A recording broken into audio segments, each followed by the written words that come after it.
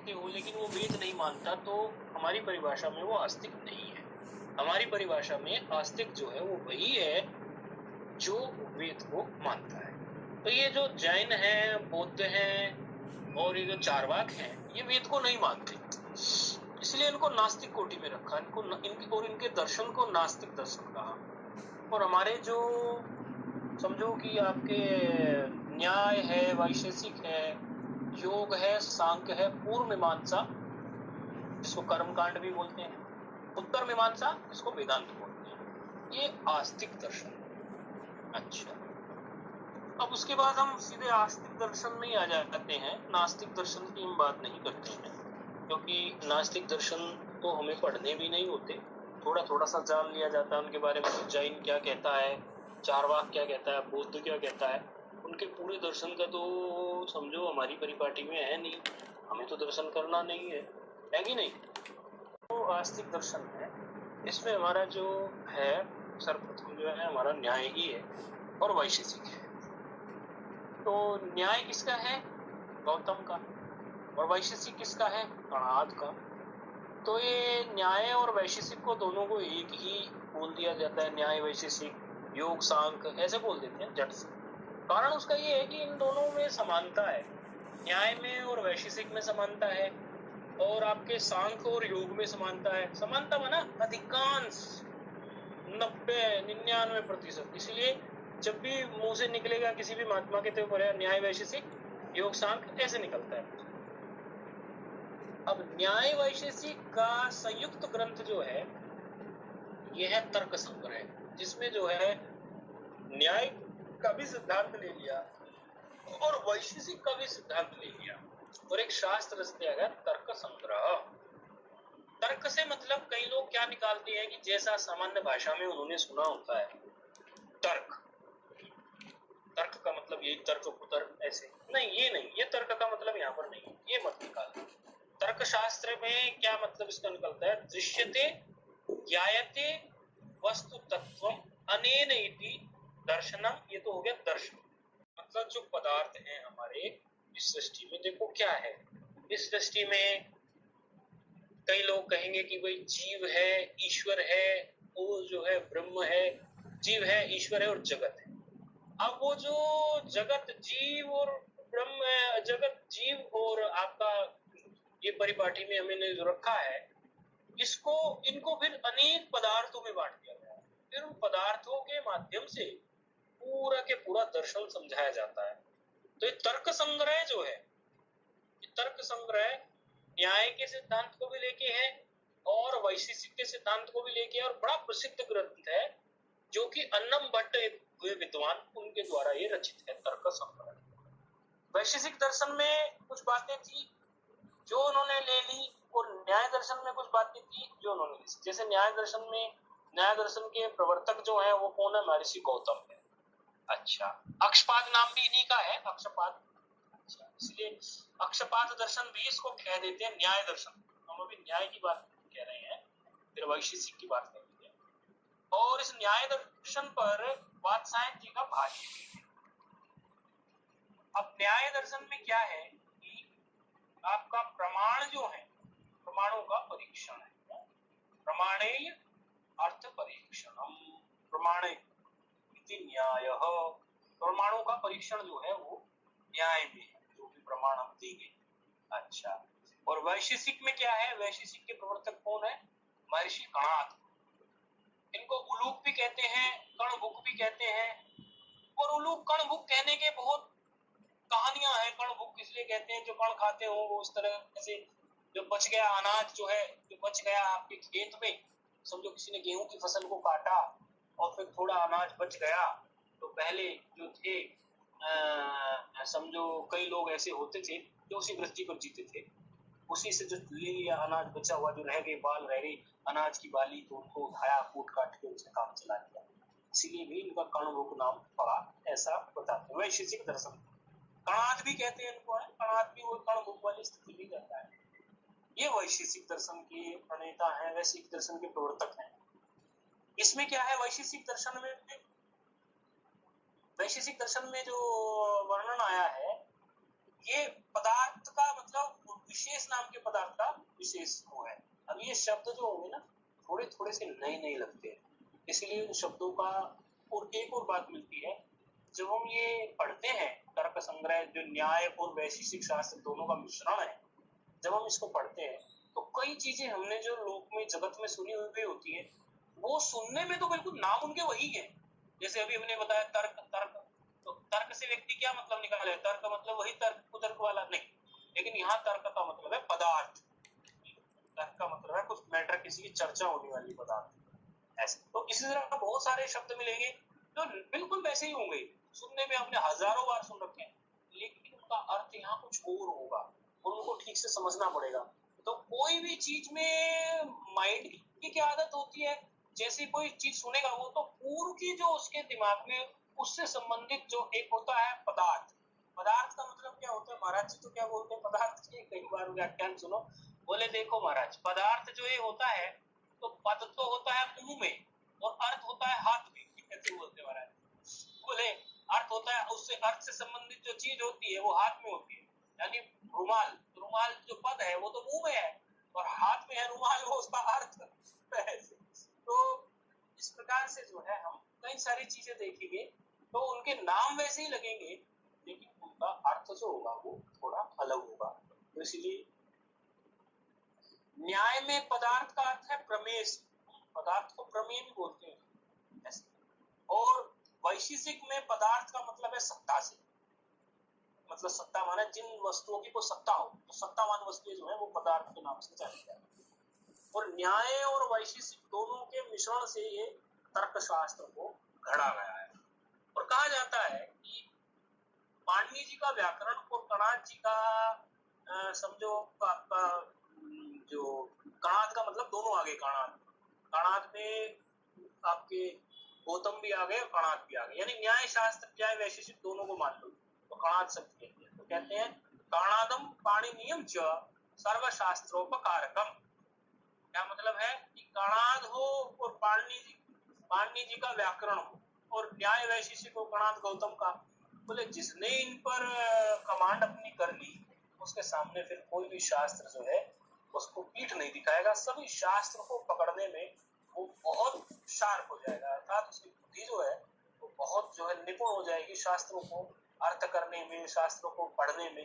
तो ये तर्कशास्त्र जो न्याय शास्त्र और वैशेषिक शास्त्र का प्रारंभिक ही ग्रंथ है, जैसे लघु सिद्धांत कौमुदी प्रारंभिक ग्रंथ है, इसी प्रकार जो है ये तर्कशास्त्र जो है न्याय का और वैशेषिक का प्रारंभिक ग्रंथ है। इसमें कोई समझो आपकी ऐसा नहीं है कि ये शास्त्र को इसका सारी चीजों का प्रतिपादन या उतनी डिटेल में कर देगा, ये तो इसका जो मंगलाचरण है वो मंगलाचरण भी इसीलिए इसी प्रकार से रखा गया है। वस्तुतः यदि आप कहोगे कि देखो हमारे लिए तो कहा गया था कि लघु सिद्धांत कौमुदी भी कहते हैं पाणिनीय प्रवेश आय लघु सिद्धांत कौमुदी, और कहते हैं इसका नाम लघु है तो ये भी लघु होनी चाहिए, लेकिन यहाँ तो 1275 सूत्र देखने के बाद में ऐसा लगता है कि इसके सूत्र तो जरूर सिद्धांत कौमुदी से कम है, 1239 एक तिहाई हैं, सिद्धांत कौमुदी में 4000 हैं और इसमें 1275 हैं, लेकिन ये कहीं से लघु तो जान नहीं पड़ती। समझो एक बार हम बैठे हुए थे और एक महात्मा जी कहने लगे लघु सिद्धांत कौमुदी पढ़ते हो, मैंने कहा हाँ पढ़ते हैं, तो कहने लगे अरे ये लघु का नाम ही लघु है, ये इतनी लघु है नहीं, हमें तो ये हमेशा दीर्घ ही लगी, मतलब कोई छोटी नहीं लगी। तो विद्वानों की दृष्टि से वो लघु है और जो लोगों को व्याकरण में ठीक से अभी गति हो गई उनके लिए तो वो लघु ही है, लेकिन जिनकी गति नहीं है और काल के साथ साथ जिनकी बौद्धिक योग्यता जो है घटती जा रही है उसके हिसाब से लघु सिद्धांत कौमुदी पढ़ना उनको कठिन जान पड़ता है। आइडली लघु सिद्धांत कौमुदी 1.5 साल में पूरा हो जाता है आइडली, लेकिन यदि उसमें कोई व्यवधान आ जाए, कहीं आचार्य की तरफ से व्यवधान या कहीं शिष्य की तरफ से व्यवधान विद्यार्थियों की तरफ से, तो वो 2 साल 3 साल भी खिंच जाता है लघु। लेकिन लघु ऐसा है जिसने लघु तैयार कर लिया तो उसका पाणिनि जी के व्याकरण में प्रवेश हो जाता है, इसलिए उसका मंगलाचरण ही इस प्रकार का है, पाणिनीय प्रवेशाय लघु सिद्धांत कौमुदी। अब ये इसी प्रकार से जो है तर्क संग्रह जो है वो न्याय और वैशेषिक का दोनों का कुछ कुछ सिद्धांत लेकर एक शास्त्र रचा अन्नम भट्ट जी ने, और उसका नाम रखा तर्क संग्रह। अब इसका मंगलाचरण जो है वो भी उन्होंने इतना सुंदर रखा, निधाय हृदि विश्वेशम विधाय गुरु वंदनम बालानाम सुख बोधाय क्रियते तर्क संग्रह। अब देखो मंगलाचरण में क्या, बालानाम सुख बोधाय मतलब बालकों के सुख बोध के लिए। अब कोई कहेगा महाराज हमें तो तर्क संग्रह पढ़ के कोई सुख नहीं जान पड़ रहा, तो जब ऊपर के उत्तर ग्रंथ पढ़ोगे और इससे बड़े पंचलक्षण इत्यादि या और भी कई सारे ग्रंथ पढ़ोगे तो फिर लगेगा कि हाँ तर्क संग्रह तो आसान था जब आप निपुण हो जाएंगे। लेकिन अभी जो प्रारंभिक में समझो नया नया जो पढ़ता है, प्रारंभ में जो प्रारंभिक विद्यार्थी जो है उसको लगेगा कि तर्क संग्रह ही अपने आप में ये कोई सुख देने वाला तो है नहीं। अब विद्वानों की दृष्टि से वो विद्वान कहते हैं कि भाई हम इनको आप लोगों को न्याय में अधिक क्योंकि सबसे जटिल तो न्याय ही है, और यदि आपको न्याय से थोड़ा सा न्याय में जानना भी है न्याय के बारे में और कठिन आपको प्रक्रिया से भी ना गुजरना हो तो आप तर्क संग्रह पढ़ लीजिए, ऐसा विद्वानों का मत है। तो इसीलिए अन्नम भट्ट जी ने ये बनाया कि निधाय हृदि विश्वेशम विधाय गुरुवंदनम बालानाम सुखबोधाय क्रियते तर्क संग्रह। इसमें क्या है आप ये देख रहे होंगे इसमें कि निधाय हृदि विश्वेशम विधाय गुरुवंदनम में आप ये देख रहे हैं कि नारायण कि धा धातु है ये, और इसमें नी उपसर्ग लगा एक जगह वी उपसर्ग लगा, और ये धाय धाय बना हुआ है। तो इसका एक सिद्धांत है, व्याकरण पढ़े हुए विद्यार्थी इसको अच्छे से समझते होंगे। विपूर्वो धा करोति अर्थे अभिपूर्वस्तु भाषणे मेलने संपूर्वश्चापि निपूर्वः स्थापनीमतः। मतलब विपूर्व में धा धातु करोति अर्थ में आ जाती है उसका अर्थ जो है, और अभिपूर्व में उसका भाषण अर्थ हो जाता है, और मेलने अर्थ में संपूर्व में आ जाती है। इस प्रकार निपूर्व में वो स्थापन मत में आ जाती है। और आप धातु के बारे में ये जानते हैं कि किसी धातु में जब हम उपसर्ग लगा देते हैं तो उस धातु के अर्थ बदलते चले जाते हैं। तो व्याकरण का सिद्धांत है धातुअर्थम बाधते कश्चित कश्चितम अनुवर्तते तमेव विशिष्ट अनुष्ठान उपसर्ग गतिस्त्रिधा। ऐसा है, क्या कहा इसने, तमेव विशिनष्टि अन्यद विशिनष्टि अन्यद क्या कहा, उपसर्ग गति त्रिधा। इस तरह से धातु अर्थ को पूरा ये बदल देती है। धातु अर्थ बाधते कश्चित, उपसर्ग के लगने से ये धातु अर्थ बच जाती है। अब कहते हैं कि ये मंगलाचरण कहा, तो मंगलाचरण किस लिए, तो मंगम शुभमलाती थी मंगलम तदनुकूलम आचरणम मंगलाचरणम। और कोई भी कार्य करने से पहले उसको मंगलाचरण होता ही है। समाप्ति कामो मंगलामाचरित प्राचीन न्यायिका, इस न्यायिकों का मत था, क्या था कि समाप्ति काम हो तब आप मंगलाचरण करो। लेकिन जो नव्य न्यायिक हैं, यानी जिन्होंने तर्क संग्रह इत्यादि जो नव्य न्यायिकों का ग्रंथ है, वो कहते हैं विघ्न ध्वंस कामो मंगलाचरित, कोई भी विघ्न ना आ जाए हमारे काम में, इसलिए आप जो है मंगलाचरण करें। जो पूर्व के न्यायिक थे प्राचीन, वो क्या कहते थे, समाप्ति कामो मंगलम आचरित। और अभी जो नए जो न्यायिक आए उन्होंने क्या कहा, नहीं समाप्ति की बात तो बात में है, पहले तो सोचो कि विध्वंस कामो मंगलाचरित, तो विघ्न ध्वंस कामो, विध्वंस नहीं विघ्न ध्वंस कामो, कोई भी आप काम करने जा रहे हो उसमें कोई विघ्न ना आ जाए। तो इसलिए मंगलाचरण तो अनिवार्य ही होता है। तो ये तो थोड़ा सा ऐसे ही आज हल्का सा समझो, थोड़ा सा बहुत थोड़ा सा ऐसे ही 2-4 शब्द तर्क संग्रह के बारे में कुछ कहने का थोड़ा ये रहा कि भाई थोड़ा सा खोपड़ी में एक बार ये संस्कार पड़ जाएगा कि ये क्या होता है। ये हमने बताया आपको, तर्क संग्रह जो है ये समुच्चय है, किस किस का है, अथ ग्रंथोऽयं न्याय वैशेषिको दर्शनयोः समुच्चयात्मको भवति। कथम, कैसे, मतलब न्याय दर्शने षोडश पदार्थाः चत्वारि प्रमाणानि सन्ति, वैशेषिके तु सप्त पदार्थाः द्वे प्रमाणे च। क्या कह रहे हैं, न्याय दर्शन में 16 पदार्थ होते हैं। न्याय दर्शन 16 पदार्थों का वर्णन करता है। और चत्वारि प्रमाणानि सन्ति, 4 प्रमाण किसमें होते हैं आप, मतलब न्याय दर्शन में ही 16 पदार्थ होते हैं, अर्थात 16 पदार्थ, चत्वारि प्रमाणानि सन्ति, और 4 प्रमाण होते हैं। और वैशेषिक में क्या होता है, 7 पदार्थ होते हैं और 2 प्रमाण होते हैं। देखो क्या अंतर आया, उधर 16 है न्याय में पदार्थ, और वैशेषिक में पदार्थ 7 है। और न्याय दर्शन में 4 प्रमाण है, चत्वारि प्रमाणानि सन्ति, और वैशेषिक में 2 प्रमाण हैं। ऐसा।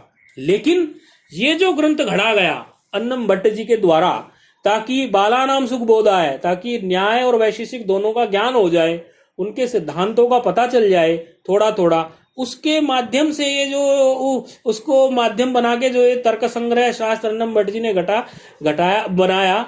इस शास्त्र में इन्होंने क्या रखा, प्रमाणों को 7 तो इन्होंने पदार्थ रख लिए और 4 रख लिए इन्होंने प्रमाण। अब इन 4 प्रमाणों में इन्होंने क्या किया, वैशेषिक के 2 और जो न्याय दर्शन के जो 4 थे वो भी आ गए और वैशेषिक के 2 भी आ गए। तो इस तरह से वैशेषिकों के प्रमाण का भी इसमें परिचय है और न्याय के हिसाब से 4 तो है ही। और जो 7 पदार्थ इन्होंने लिए अस्मिन ग्रंथे सप्त पदार्थाः, ग्रंथ में 7 पदार्थ हैं। तो 7 पदार्थ जो इन्होंने लिए उसमें न्यायिक के जो 16 पदार्थ थे, न्यायिका नाम 16 पदार्था नाम सप्तेशो अंतर्भूतया, ऐसा। उसमें जो है जो 7 पदार्थ जो इन्होंने लिए हैं वो 16 पदार्थ जो थे किसके, न्यायिक के, वो 16 पदार्थों को इन्हीं 7 पदार्थों में ही अंतर्भूत कर दिया। अर्थात इन 7 से ही आपको 16 पदार्थों का ज्ञान हो जाएगा। इसीलिए कहते हैं तस्मात् न्याय वैशेषिको भय दर्शनयो प्रवेशे उपयोगी। ठीक है। तो एक और शास्त्र है तर्क भाषा, उसमें केवल जो है न्याय का ही वो आरंभिक ग्रंथ है। ये न्याय और वैशेषिक दोनों का है और तर्क भाषा जो है वो केवल जो है न्याय का ही आरंभिक ग्रंथ है।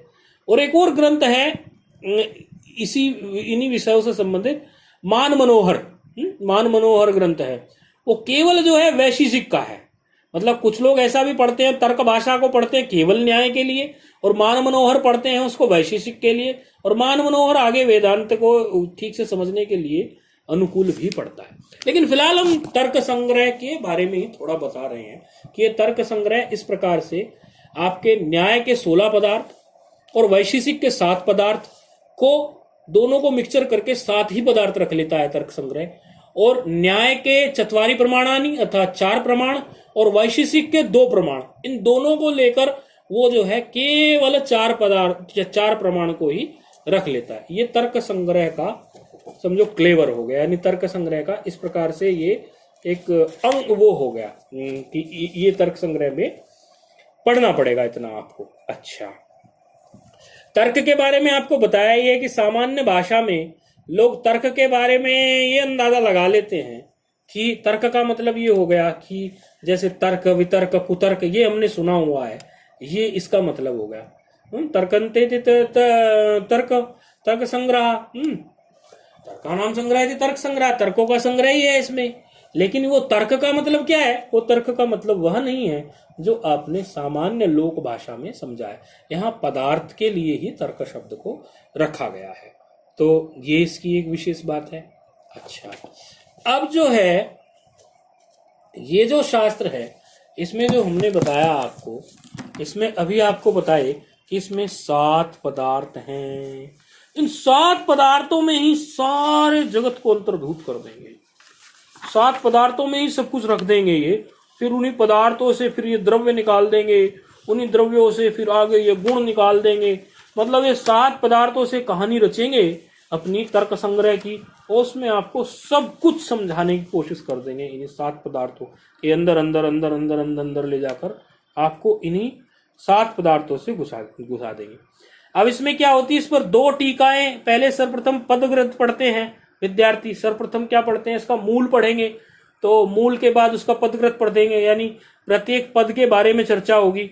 और फिर जो है उस पर न्यायबोधनी टीका होगी, न्यायबोधनी पढ़ेंगे। पदकृत जो है इसमें वो चंद्र सिंह जी के नाम से, चंद्र सिंह जी नाम है उनका, उनके नाम से चंद्र सिंह नामक विद्वान थे, तो कहीं कहीं उनका नाम चंद्र सिंह भी मिलता है और चंद्र सिंह भी मिलता है, वो पदकृत उनका है।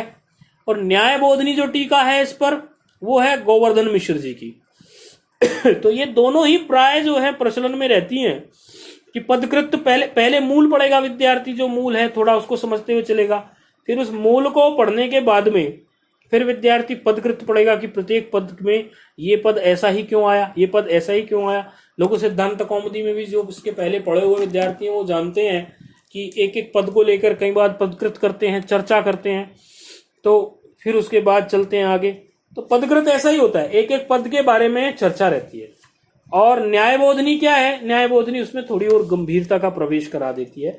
टीका जो है न्यायबोधनी उसे थोड़ा और आगे तक ले जाती है। ये लक्षण इस प्रकार ही कैसे घटा, ये कैसे करेंगे, ये सब इस तरह से। और इसको पढ़ने के लिए थोड़ी बुद्धि को जो है हमें समझो बार बार इसको पढ़ना पड़ता है, तो बुद्धि को थोड़ा सा हमें एक अलग स्तर से लेके रखना पड़ता है। मतलब ऐसा नहीं है कि आपने पाठ सुना और ये पाठ खत्म हो गया, किसी ने भी पढ़ा और खत्म हो गया, सुना आचार्य से और जाकर अपना जो है बस्ता अपना फेंक दिया कहीं, अपनी पुस्तक को रख दिया कहीं। इस प्रकार ये इसमें प्रवेश नहीं होता, क्योंकि ये तो काफी बुद्धिशाली लोगों का ग्रंथ है। ये तो मतलब न्याय और वैशेषिक तो जिनकी बुद्धि ठीक ठाक हो वही लोग पढ़ पाते हैं, अन्यथा तो उसको मतलब ही नहीं है पढ़ने का। सामान्य अर्थ यदि आप कहने लगो निदाय यदि विश्वेशम विदाय गुरुवंदनम बाला नाम सुख बोधाय क्रियते तर्क संग्रह, तो वो कह रहे हैं कि विश्वेश परमात्मा को मैं हृदय से धारण करके निधाय धारण कर लूंगा और गुरुओं की वंदना करके मैं मतलब कौन अन्नम भट्ट कह रहे हैं, और बालकों को मैं सुखपूर्वक इस न्याय में प्रवेश करा दूं, इसके लिए मैं तर्क संग्रह नामक जो है ग्रंथ रच रहा हूं। अब आगे चलोगे तो ये इसमें निधाय हृदय विश्वेशम इस पे पदकृत होगी और प्रत्येक बात बताई जाएगी कि भाई ये ऐसा ही क्यों कहा गया है, ऐसा ही क्यों कहा गया है।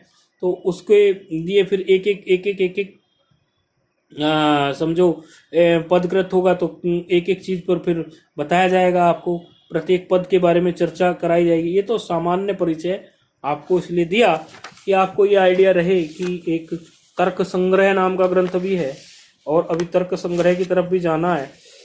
और न्याय वैशेषिक का ये जो ग्रंथ है, न्याय वैशेषिक का संयुक्त ग्रंथ है। इसमें कई लोग कहते हैं हम कोई बालक थोड़ी हैं, तो बालक की परिभाषा सामान्य रूप से आप समझो। यहां बालक की परिभाषा क्या हो सकती है? बालक का मतलब क्या होता है? जिसने कोई एक विषय पढ़ा हो लेकिन दूसरा नहीं पढ़ा हो। तो किसी एक विषय का तो वो प्रौढ़ हो सकता है, लेकिन दूसरे विषय का तो वो बालक ही होगा। अब कोई कहने लगे मैं बहुत बढ़िया जो है कुकिंग जानता हूं, लेकिन क्या तू ड्राइविंग जानता है? तो कुकिंग में तो वो प्रौढ़ है, यानी एक्सपर्ट है उसका, ठीक है, मैच्योर है, ही और she is mature enough in cooking. लेकिन जब हम ये कहेंगे कि ये क्या ड्राइविंग भी जानता है, नहीं, ड्राइविंग में तो ये बाल है, बालक है, बिल्कुल बच्चा है। तो यहां इस बात को घटाएंगे हम तर्क संग्रह के लिए, तो कहेंगे अधीत व्याकरण काव्य कोशो अनधीत न्याय शास्त्रो बालः। अधीत व्याकरण काव्य कोशो, व्याकरण में काव्य कोश में वो पूरी तरह से जो है पूरा जानकार है। और अनधीत क्या है? अनधीत वो है किसमें? न्याय शास्त्र में, उसी को बाल कहेंगे। क्या? अधीत व्याकरण काव्य कोशो अनधीत न्याय शास्त्रो बालः। इसलिए यहां पर ये बालक का अर्थ जो है इस प्रकार से निकाला जा सकता है। लक्षण करेंगे इसका, तो इसी में जो है लक्षण लगाने में आप बार बार देखेंगे सती सती शब्द आता है। धीरे धीरे ये चीजें जबान पर चढ़ने लगेंगी। अभी सब नई नई नई नई लगेंगी, तो घबराना नहीं है। जैसे इसी बात को हम लक्षण के रूप में कहेंगे। ये वाक्य हमने बोला अधीत व्याकरण काव्य कोशो अनधीत न्याय शास्त्रो बालः, इसी बात को हम लक्षण के रूप में बोलेंगे तो कैसे बोलेंगे? अधीत व्याकरण काव्य कोशत्वे। देखो कैसे बोल रहे, ये थोड़ा जबान पे चढ़े इसलिए जानबूझ के बोल रहे। अधीत व्याकरण काव्य कोशत्वे सती क्या? अनधीत न्याय शास्त्रत्वम।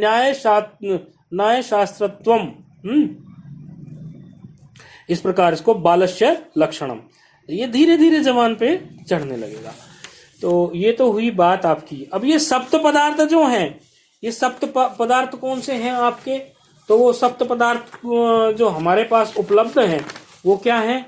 हमारे पास सप्त पदार्थ उपलब्ध है, क्या कहते हैं? द्रव्य है, गुण है, कर्म है, सामान्य है, विशेष है, समवाय है, अभाव है। ये 7 पदार्थ है।